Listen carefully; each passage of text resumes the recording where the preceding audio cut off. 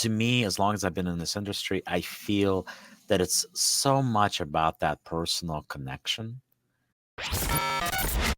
Make your brand extra. All right, Yuri, tell me about yourself and your brand. How did you end up creating Moving Sales Professionals? So I've been in the moving industry for close to 20 years at this point, a little bit longer, about 23 in sales. So I worked for various moving companies, and actually the company started kind of as a joke. At that time, I was doing sales and booking jobs for probably three different companies at one time. And one of the owners that I've been working with at that point, I think we were working probably close to 7 years together. So he was making joke about it, and he basically said, "So, you could do sales for 10 different companies, you'll make a killing." So we laughed about it, and then afterwards, I sat down. I kind of had the moment, right? And Mhm. it was like, okay, well, I know I can do sales for 10 different companies, but if I hired a couple of people, and then I started thinking, okay, well, what can I do to cut costs? Because obviously it's an industry where it works great when there's a lot happening, but when there's little happening, the margins get smaller, obviously. So Mhm. I was trying to, okay, so I don't have merchant service, for example. So that's one huge overhead that I don't have to worry about. I don't have my own CRM. That's another huge overhead that I don't have to worry about. I don't have my own phone system. That's another huge overhead I don't have to worry about. And on and on and on. And at the end of the day, I was lucky enough, and I do consider that luck because I never owned a business prior to this. Now, I've certainly, as far as moving industry goes, I've done everything that you could possibly do without physically driving a tractor trailer. I've driven a 26-foot truck. I've done dispatching. I've done operations. I've ran a company for owners of a moving company when they were on vacation for a month. So I would be there at 5 o'clock in the morning, dispatching crews and everything else, obviously sales. I've always been a top sales rep, so I've always done very well for myself. So I know exactly what it takes to be there. Plus, I come from a call center fundraising industry background. That's why I originally started doing sales. So for me, this was, pretty easy. I took that part of it, what I learned in the call center industry, and I basically put the professional sales into the moving industry. So that was the goal from day one, is to put the professional sales in the moving industry. So we're very picky about who we work with. We're also very picky about who we hire. So we only work with licensed companies. We only work with companies that, frankly, we're talking about branding here. So we're only talking to companies that have worked hard and work hard to build their brand. So they care about their clients. They care about the company. They're not somebody that wants to change their company name 50 billion times.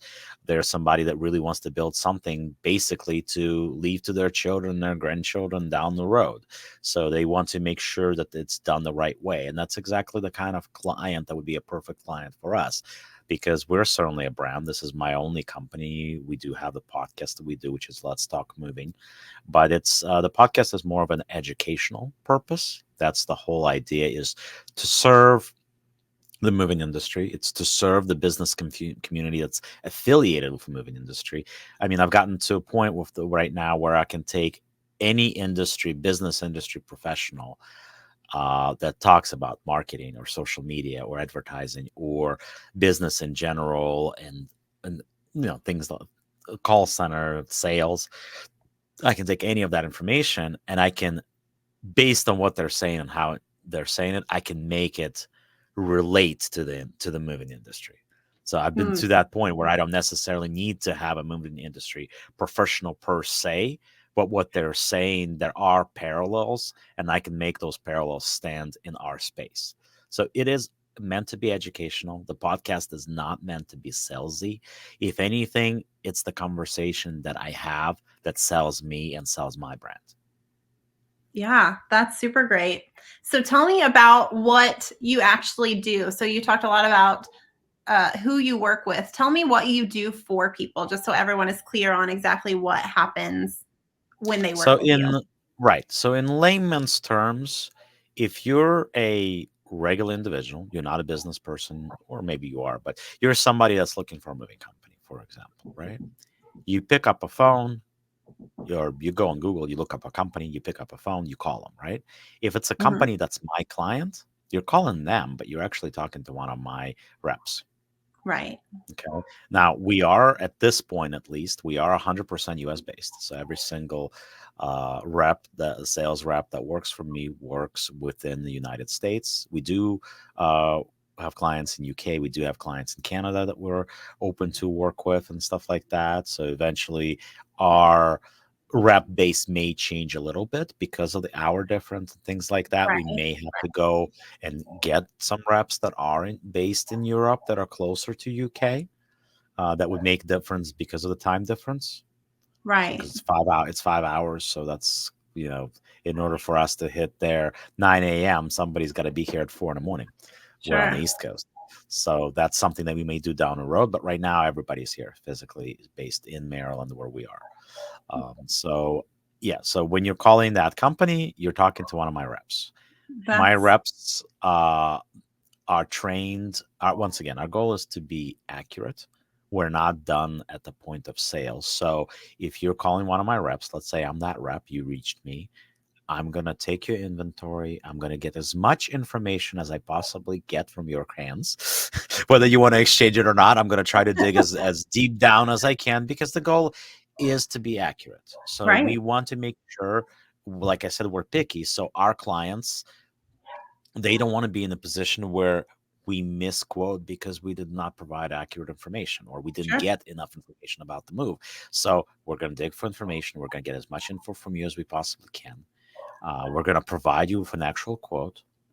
We're going to give you all that information. And now, let's say you want us to sign up and put down a deposit, reserve the move. We'll take care of all of that for you.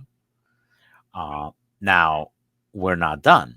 So if between now and your moving date you have a question, you're going to be calling that rep again, because we Right. assign direct reps to every company. So you're That's not awesome. You're going to getting a very have a Verizon situation where you call and you get a right. different person every time and you have to explain your situation over and over and over again. No, you're going to talk to the one person.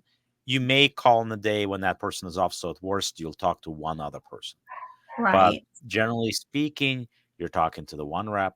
That rep is going to get all the information. They're going to know everything about your move. On the day of the move, if you have a question about something that the guys are doing, you can pick up a call and you're going to talk to the same person once again that's been handling you and holding you by the hand the whole entire time. So the goal is to basically, for a moving company, for a business, to me, as long as I've been in this industry, I feel that it's so much about that personal connection. It's about building that relationship. So with Right. us, even though we are a third party, even though we are behind the scenes, you're gonna have a feeling like you're talking to your best friend. You're gonna have a Yeah. feeling like you talk to somebody that's really, really is trying to help you, really is trying to guide you by the hand and get you the best service possible. That is the goal. Right. So that is your brand. Your brand is providing that very small business relationship with your clients and with their Yes, clients. it's very niche. Absolutely. I mean, Yeah. we're a bit B2B business, but of course we are it's B2B and we're dealing with C for the Right. B. Right. Yeah. That's that's a very very cool business that you developed. And I love that you said it was developed out of a joke. Ah, Uh, that's what happened. yeah. and Yeah. and and I and I've been very fortunate and very lucky that that stuff has that stuff works. But at Yeah. the end of the day, I mean, today all the businesses, whether you're in moving or whether you're in something else, we're all going through everybody's going through a hard time right now. Yeah. That's the reality of it. Because first of all, as businesses, moving industry specific and transportation industry would be the same. We're all going through a hard time because, frankly, first of all, this is not the time of year. This is not our peak season by any means. We're off season. And Yeah. second of all, we're dealing with the current situation, with the economy and everything else, and the housing market, we're hurting because not as many people are moving. Right. And Well, as a move result, into and there's not as much money to go around either. marketing. So Yeah. because of that, it's the margins are even slimmer than they used to be. There's not as much business. There's the pie is smaller, and there's more people that want a piece than there Right. used to be before, right? And Yeah. I think the frontier is social media. That's something that's huge right now because we're uh, the analogy that I try to use all the time is the fact that we are anywhere, for example, in America or for that matter, the world, you go into a mall and you just pass through it, every other person that you pass is going to hold the phone in their hand and they're doing something, whether they're checking their email or they're on Instagram or they're on TikTok or they're on YouTube, whatever the case is, they're on it. So as business professionals, moving industry or any industry, this would apply to everybody.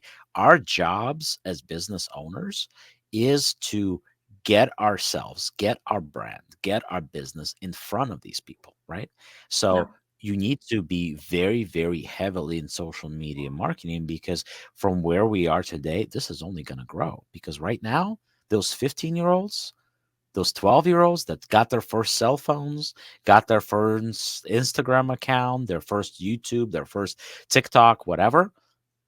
Well, guess what? In 5 years, 10 years, 15 years, those people are going to be your clients. Yeah. So You're you right. need to start bringing your pages, your social media, your websites, your whatever you're doing, Facebook. You got to build it today because those are your clients of tomorrow. And you got to Yeah. build it so that you can be in front of them tomorrow. Because if you try to build it tomorrow, you're going to be behind everybody else. You're going to be behind your competition. So Yeah. we need You're to that's the future. And right. while obviously today there's still have plenty of people that don't use social media, those numbers are going to get less and less and less the further we go. And Yeah. it's only going to get bigger now with all the AI and everything else that you can think of. All that stuff is affecting things. Chat GBT, look, it's only a matter of time before these kids going to try to use Chat GBT to do homework and get busted Oh, for I'm it. sure they already So are. Yeah. probably, and they're going to get busted for it because All ChatGPT right. is not set up for that. Because Right. I actually know somebody who is an English professor, and they submitted a paper. They asked ChatGPT to write a paper on specific subject, and then after that, ChatGPT wrote the paper. They submitted that paper back to ChatGPT to grade, and ChatGPT made suggestions on correction of the paper that it just wrote. So it's not perfect, and Right. it's not, all that stuff is out there that it's not perfect. So you need to focus on that stuff as well. But it's yeah, I mean it is definitely the frontier. It's something that we have to all focus on. For us right now, uh, we are working with this marketing company that's Mhm. focusing specifically on social media marketing and advertising. So if anybody is interested in that, please reach out. And they are not specific to moving industry by any chance. They actually work throughout. So any industry really. And these guys they're pros. They would send out somebody to take professional photos, professional videos of your brand. They would be somebody that, of course, for a price, manage your social media platforms for you. There's Right. somebody that could manage your Google campaigns. They could do all of that stuff. Right. And So that's super we helpful. That's yeah. definitely a tool that you can implement. You don't have to do everything yourself. Of course, like you said, you have to pay for that service, but that can be an excellent way to get your brand across social media without you having to spend the time doing it. Yeah. Yeah, absolutely. And the thing is too is that look, can you do all that stuff yourself? Sure, of course you can. Yep. But the reality of it is this. In order for example, let's take my podcast. In order for a podcast to grow, you need to be consistent. So Mhm. we consistently release an episode every single Monday. So we at 5 a.m. every Monday, our episode pops up. Okay. When it comes to we were constantly working on shorts and things, but realistically, this is what my marketing guy says to me. He says, look, I want you to produce for me 3 to 5 pieces of content of shorts every single day, right? In Mhm. order for that to basically be equivalent of you putting money into social media marketing. So somebody can produce that stuff for you. Or if you want to achieve the same result, you want to be roughly at 3 to 5 pieces of content every single day, right? Mhm. Some days I hit that. Other days I won't, to be honest with you. I've tried. Sometimes you just your heart is just not into it. And you Right. want to be able to write good content. You want to be able to have good things. So like right now, obviously we're doing this. So, if I get this recording later, I can use it for some shorts and things like that, which would be great. Yep. But I'm effectively producing content as you and I are talking right Yep. now, right? So, and you're doing the same thing, obviously. So we're all trying to figure out ways to produce that. You have a 30-minute, uh, you know, 30-minute podcast or whatever. If you're saying enough stuff and you cut that up into minute to 90-second pieces, Yep. you're going to be set for social media for a little bit Yeah. realistically. So, but you got to So produce because at the end of the day, especially when you're starting out, you don't have necessarily the finances to right. pump into it. Yeah. That's exactly right. So tell me about for all of the content that you are producing, what platforms do you see working the best for you and your brand? Well, it's interesting that you say that. So I was really examining that stuff. I don't know what I'm gonna do with Threads yet. Uh-huh. I put one piece of content out there, and I'm still kind of exploring the idea if that's gonna work for me, if it's not gonna work for me. Mhm. We start off YouTube. We're into our 50th episode is coming out on Monday.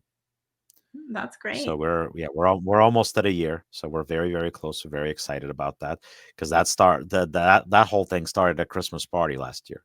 Oh, So my marketing guy said to me, "So, how do you feel about podcasts?" And I said, "Okay."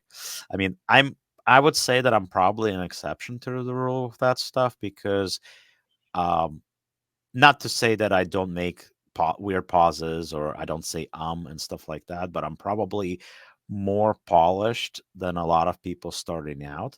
And the reason it is so, it's not because I'm this, super public speaker or anything like that, but I used to be a theater major. So oh, as somebody that used to be a theater major, it's almost and many years ago, I spent good portion, probably 15 years on my life on the stage, doing theater stuff, doing productions, taking classes. I graduated from Pittsburgh Kappa, which is a high school for performing arts in the city of Pittsburgh, Pennsylvania, similar to Philadelphia Kappa, which more people are probably aware of.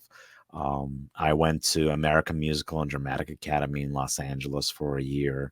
So I did that whole track. I wanted to be an actor. I was in Los Angeles. I've met quite a few famous people. Jason Alexander is amazing, by the way, in person. He's great.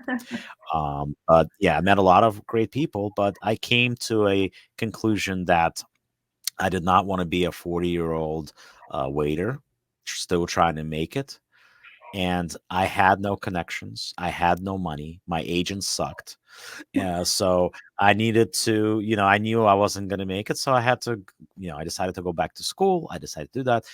And you know what? College education, it's great, but in certain things, it's overrated because I got my degree, my BA in communications and corporate relations and all that other fun stuff from University of Pittsburgh. I didn't start using any of that until I opened this company. mm, None of it. Like, so you're talking about after switching schools a couple of times, I finally graduated in 2009. I didn't open this company to 2018. So 9 years, I did absolutely nothing with my college degree.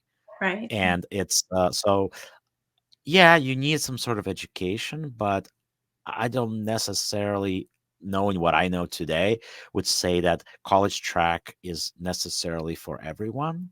No, You I can completely learn just as much from the world as you can from going to college. So you need to absolutely. decide what works best for you and what is it that you got to set your goals and realize what is it that you want to achieve in life in general. Right.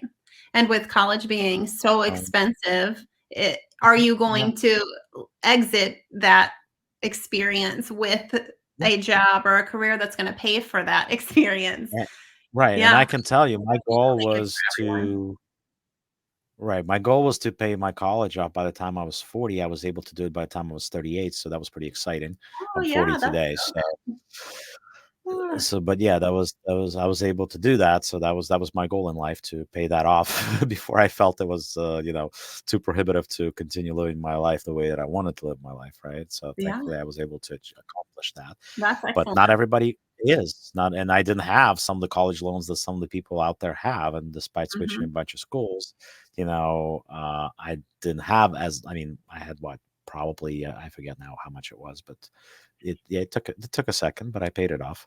Yeah. But going back to social media platforms, so Mhm. YouTube, with almost a year in episodes, I think we have today, last time I looked, we had 370 subscribers on Mhm. YouTube. That's in the course of a year. And Right. Instagram, we just started that. So that's only about maybe 2.5 months Okay. going towards three. And we got like 450 followers. Yeah. Now, these numbers may not, for those of you guys listening, those numbers may not seem like a lot, but we are in niche. We're a Right. very niche industry. There's only about, between legal companies that have the license and companies that don't, you're probably looking somewhere in a neighborhood of 7 to 10,000 moving companies, to put it in perspective. So between those 7 to 10 thousand moving companies, the people that work there, the drivers, the foremen, the sales staff, whatever, and related businesses that sell packing supplies or sales or coaching of some sort, or let's say, you know like floor coverings, or any kind of specific that you can relate to the moving industry. Mhm. With all those numbers, getting 1,000 views overnight is probably not going to happen, Right. because we are a B2B space, and with Mhm. such few amount of, I mean, add to those businesses, I don't know how many there are in Canada and UK and other parts of the world, because we've had some people in Saudi Arabia listen, and India, and some of the other places, no more Japan. But overall, there's still, it's not you're not patching through millions of people, millions of viewers that would potentially see your content. There's not Right. that many in the industry. No, no way. So, Right. like, getting the fact that we have some episodes out there for our podcast that have almost 1,000 views. I think we have one that's getting close to that. That's pretty incredible within itself. The Yeah, fact that absolutely. Instagram, 2.5 months, we get more followers there than we've got on YouTube. We're trying to do, we are on other platforms. We're on Amazon, we're on Google, we're on Spotify, Pandora, iTunes, we're on all those places. I haven't, to be honest, like YouTube and Instagram and TikTok, I'm all that on the time, all the time. Mhm. TikTok, it's a little slower, but it's also been about, I mean, we did TikTok at the same time as Instagram. So I think Okay. we're close to 170 on TikTok, I want to say. And like you said, I don't think that I think that you made a really great point, because you are an established business and you're just kind of getting started in that social media world. I think that the point that you made, that those numbers might not look big to some people, but that Mhm. it is very meaningful to your niche. I think that in your case, you're not looking to go viral necessarily. No, Social media is no. providing a social proof to your audience of, hey, look, we Mhm. are professional, Right. we exist. Like, We're look at all legit. of these places. You can see that we aren't going to take your money and run. You know what I'm saying? You're providing that social proof of, like, we are a Absolutely. professional business. So I think that that is a very key point that you just said, and that I hope everyone takes away, that social media doesn't have to be growing a million person audience. It can be Mhm. growing a 500 person audience, but they're the right 500 people, and they're the 500 Right. people that you want to reach. That's a huge point. Right. And I love that Right. As you an do example, right. Yeah, and as an example, for example, there's a couple of businesses that I think are doing really great with social media. There's a company in UK called Warren's Removals.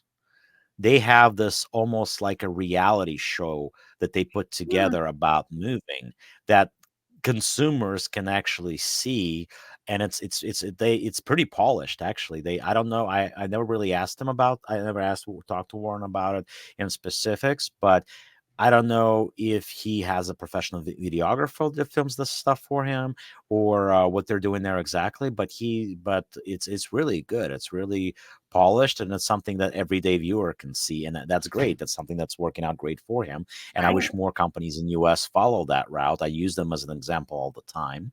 Then there is another company also in UK. For those of you soccer and football fans. You probably know the name of Josh Pask. So he's a professional soccer player in UK. I believe Coventry is one of the clubs he's either currently playing for or used to play for. So if you Google his name, it's gonna pop right up immediately. It's so he also has a moving company in No London. kidding. And yes, he also has a moving company, and all their stuff, all their clients are coming through Facebook, all of them.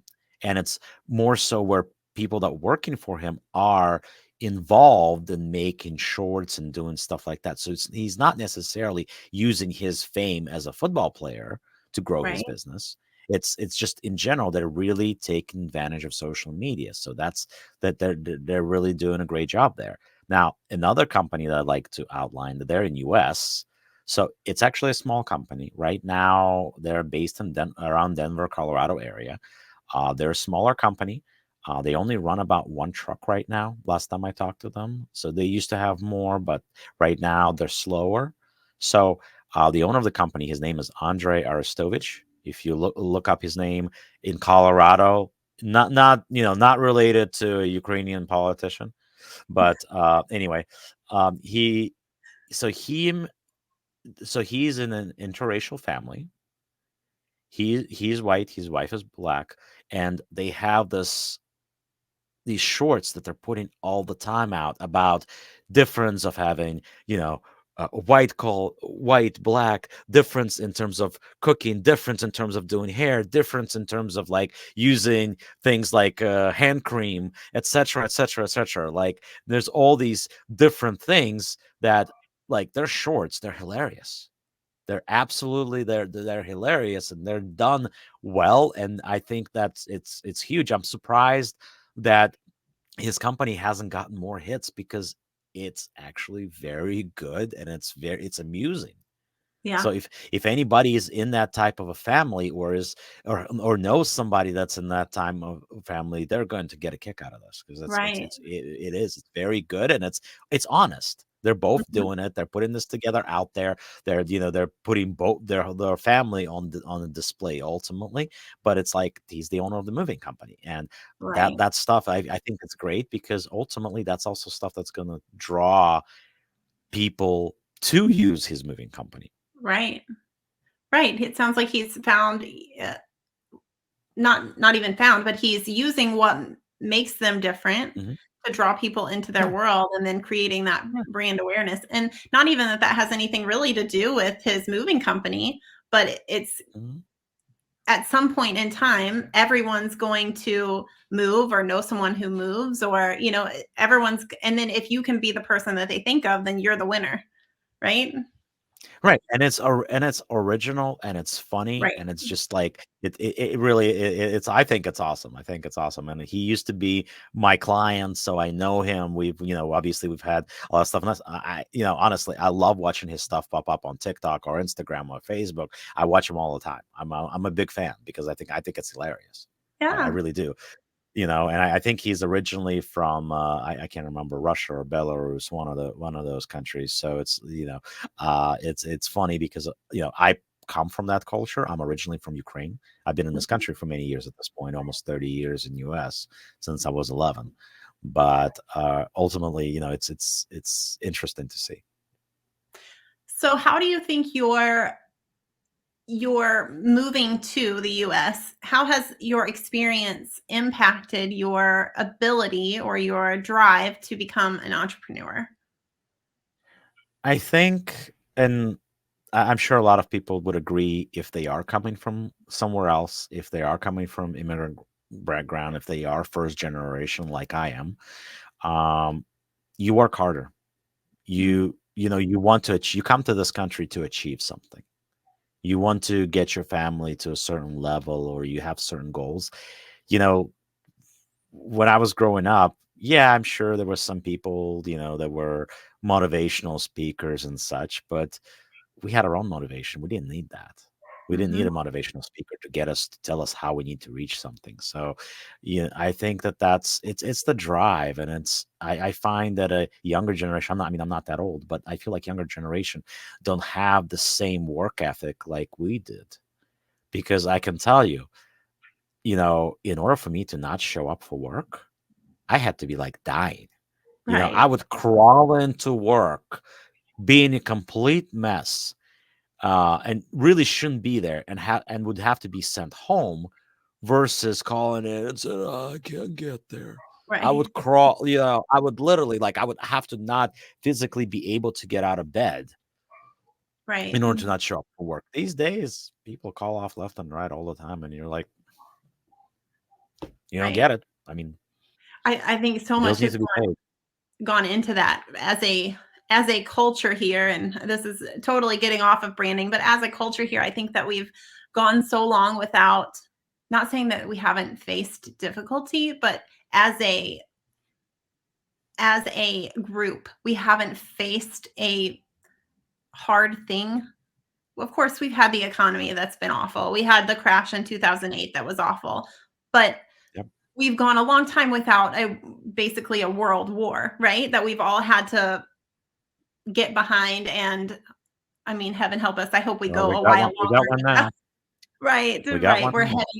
We're heading to that, I think. But I think that that has created a um a softer generation. We haven't had to all participate in something that has helped our country as a whole. I think everything has kind of been boiled down to the individual, and it's all about me and about like what is good for me. You know what I'm saying? I think that we've gone a Right. long time without having to be very community focused, and not just like in our single community, but as a country overall. We've gone a very long time without having to be community focused, and I think that that has definitely created a different kind Absolutely. of generation. So, yeah, that's more political podcast and less branding podcast, but oh, yeah. At the end of So, the day, we want to be with a brand that we can get behind of. So, yeah, absolutely. So, tell me what sets you apart from everyone else in the moving space, in the space you're in. What sets you apart from everyone else? well, I think out of my competition right now, that's U.S. based. So I don't count the ones that are outside of this country or those using outside source. But Right. the one that's U.S. based, I think I'm the only one that comes from an immigrant background. First of all, Mhm. I believe that I could be wrong, but I believe that that is the case. Um, the other part too is I'm the only one where I actually have direct reps connected to accounts Mm. versus having the Verizon Comcast call center mentality where you don't build that connection. I'm the only one that does Right. that. I'm also the only one that's not done at the point of sale. I'm the only one that will use any CRM and not a specific one. So Mhm. I will cater to my clients. Right. I will cater to my clients in terms of like we're adjustable. We use any CRM, we use any phone system. We will adjust, we will charge the prices that you guys want to charge. We can make suggestions, but ultimately we don't tell you. It doesn't matter. We can do long distance, we can do local, we can do international, Mhm. we can do all of that stuff. So it doesn't, there's no limit to how we can do things. The only, once again, requirement is that you're licensed. The only requirement is that you provide great service and that you take care of your clients. Because if you don't, we're not going to work with you. Yeah, If I you're love not that. licensed, we may give you consultant services. We can talk about how we can help you get there. We can give you advice. We can talk about a consultant package, whatever. We can talk about that. We can talk about a marketing firm that we work with that highlights social media. We can talk about that. But we're not, unless you have all that stuff, we're not going to do any calls for you, period. Yeah. Our other competitors, frankly, they don't care if the companies are licensed. They don't care if the companies have good ratings, as long as they pay them for their service. Right. We're They're not. We're focused very more on specific. volume. We're not. If you're not doing things the right way, it's in my contract that I can terminate the contract immediately the moment I discover that you're not doing things the right way. Yeah. I'm not going to work with you. Yeah. I like that you have such a value on providing value and care to your clients. That is definitely a distinguisher for sure. So as we kind of wrap We're up our trying conversation. to. Oh, go ahead. Sorry. No, you're Uh, fine. we're trying to bring the legitimacy back to the moving industry. There's a lot of stigma. There's a lot of bad things that are out there about the moving industry, right? And I can tell you, the companies that I've talked to on my podcast, the companies that I have as my clients, we want nothing more than to have these people that make us look bad out of the industry. Yeah. We want there to be a better and higher standard that everybody would be held to. Yeah. It sounds like you're So creating that. Yeah. So trying as to. we, yeah, I think you definitely are. As we wrap up today's conversation, is there a piece of advice that you would give someone who is a new entrepreneur, maybe looking to start something? Is there a piece of advice that you would give someone, not necessarily in your space, but in entrepreneurship overall? Make yourself unique. Huh. Figure out what it is that makes you unique that nobody else offers. Now, granted, this is going to be temporary. Don't think that you'll never have competition or that somebody else is not going to try to do what you do. I've had that happen with one of my former clients who ended up opening a moving company call center. So, but sooner or later, you're going to have competition no matter what you do, which is Yeah. fine. You just have to be better. Yeah. But ultimately, I think it is about integrity. It is about uniqueness. It is about setting a standard for yourself to follow, for your workers to follow. I think that that's extremely important. And in general, businessmen, businesswomen, whichever, we're only as good as our words. So Mhm. if you promise somebody something, deliver. Even if in the end of the day, when it comes for you to deliver on that promise, even at that point, if it becomes a conflict of interest, still deliver. People judge you by the promises and your integrity by what you make. If you make a promise to somebody and you don't keep it, especially as a business owner, people are not going to want to do business with you. Yeah. Sooner or later, it's going to happen. Yeah. So be different, keep your integrity. I love all of those. I think that's excellent advice. Yuriy, tell people where they can find you. You can always go to our website, which is movingsalesprofessionals.com. You can find me on Instagram. You can look at our YouTube. It's Let's Talk Moving is our name of our podcast. You can always search Moving Sales Professionals, or you can search Let's Talk Moving, or you can search Yuriy Margolin. So last name is Margolin. You see my first name on the screen here, so I'm sure you'll find me. I have Facebook. I have obviously Instagram. All those avenues. I'm always more than willing to answer a question or try to help out. Please don't sell me crypto. I'm not interested. I get that all the time. You speak for all of us. And it's especially funny. And especially funny when you're trying to talk to somebody like I'm always interested in reaching out to Gary Vee. Unfortunately, I haven't been able to make direct contact, but it's one of those guys where Like I feel like we come from a similar background. Right, I right. definitely don't drop any F-bombs during my podcasts. That's just not my MO. But I feel like it's the kind of guy that I could sit down and have a really cool conversation with. It Oh, would be no fun. doubt. And it would be No fun doubt. to have him on the podcast if I could ever reach him. But he's definitely a lot higher than that I'm flying at this point anyway. So but Gold. yeah, I mean, I'm available if it's questions, if you are in the industry and you are looking to help or you are looking for the services, please reach out. But as far as podcast goes, there's just a lot of content, a lot of great people, industry people, business people that we have on there. It's not salesy at all. I'm not trying to sell you. I'm not trying to get you to sign up for my service. I mean, you may hear things like, "Oh, and this is what we do at Moving Sales Professionals," for example, right? But you're not going to hear me pitch you, buy me, buy me, buy me. That's not what I'm doing. I'm creating content, and I'm creating legitimacy, frankly, for my business, for myself, where Yeah, you listen to the conversations and go, "Aha, Yuri knows what he's talking about," and I do. yeah.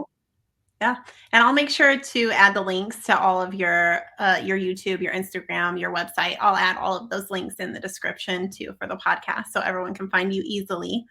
And Yuri, thank you so much for coming on today and talking about your Sure. story and how you've created such a positive brand. And thank you for being who you are in the space, because having that integrity, creating that culture of, hey, you are going to get someone who is your rep, who is going to provide value to you. That's such a huge deal. And cleaning up that industry, that's a good mission to be on. I think so. I think that Yeah. that's where we need to do. Once again, we want to put the professional sales into the industry. I have the experience of the call center behind me, and it's been so instrumental to everything that we do. Yeah. Yeah. Well, I am interested in having you back on for sure, because I think we could continue Sure. talking for a lot longer, but we'll That's wrap it up that's for not a today. problem. I talk way too much. I I talk a love lot it. more during these ones for somebody else than I do on my own podcast, to be honest. Hey, I like that's to cool. I That's like to how let you my guests learn. talk. I feel like I learned a lot from listening, so that's the goal. All right. Thanks, Yuri, for being on, and thanks everyone for listening, and we'll see you next time. No problem. Thank you. Hey friends, if you enjoyed this episode, I would love it if you hit the subscribe button, because friends are fun and success is cool, and here you're going to find both of those. If you're listening on Apple or Spotify, leave the show a review. And when you do, your review could be the next one that I read out loud on the show. Oh, and before you go, check out the description box for tools and resources that you can use to make your brand extra, like our free Branding 101 Facebook group. And do you want to take it to the next level? Then check out the link to our mastermind group, The Extras, where you can connect with a high-level group of entrepreneurs through live group coaching, exclusive deals, private trainings, and so much more. My name is Alicia, and I teach entrepreneurs like you to create irresistible brands that can't be ignored. Thanks for watching, and I'll see you in the next one. Make your brand extra.